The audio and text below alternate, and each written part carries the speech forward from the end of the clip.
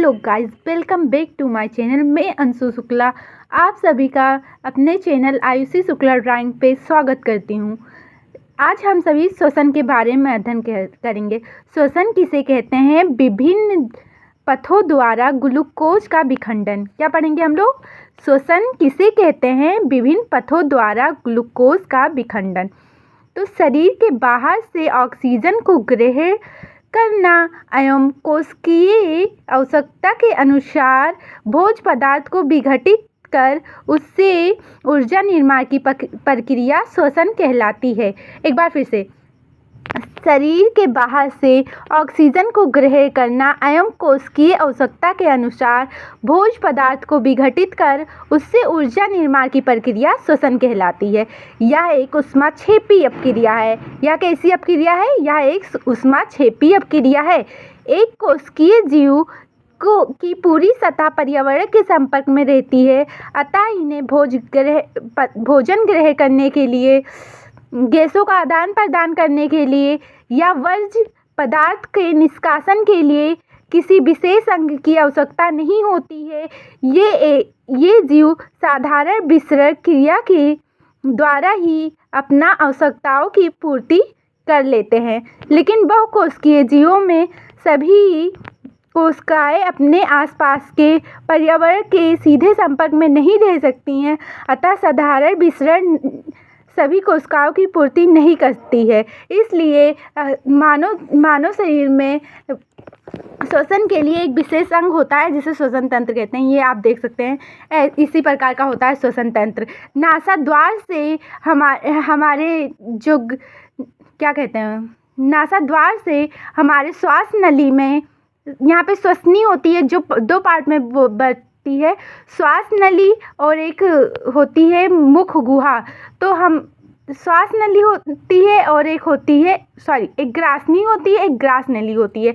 तो फिर एक से हम लोग भोजन का पाचन करते हैं और एक से हम लोग सांस लेते हैं।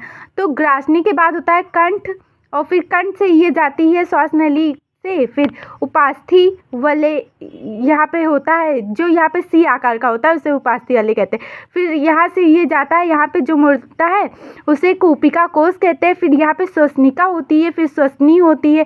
आपको इसे डिटेल में पढ़ना है तो इसके लिए श्वसन तंत्र का वीडियो मेरे चैनल पे पहले अपलोड है, विथ डायग्राम और विथ एक्सप्लेनेशन। आप वहाँ से जाके पढ़ सकते हैं। धन्यवाद इसके लिए। मतलब, और अभी तो ये क्वेश्चन आधा हुआ है। ये इतना श्वसन किसे कहते हैं इसका एक्सप्लेनेशन था। अब श्वसन के पथों द्वारा ग्लूकोज का विखंडन।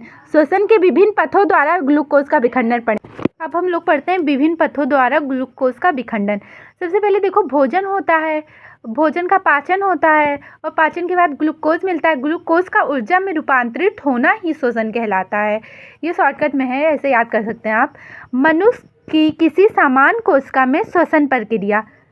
तो जैसे ग्लूकोज में 38 एटीपी ऊर्जा रहती है, जब उसे ऑक्सीजन मिलता है और कोशिका द्रव में वो जाता है और फिर ऑक्सीजन मिलता है तो वो पायरुविक अम्ल और ऊर्जा में टूट जाता है।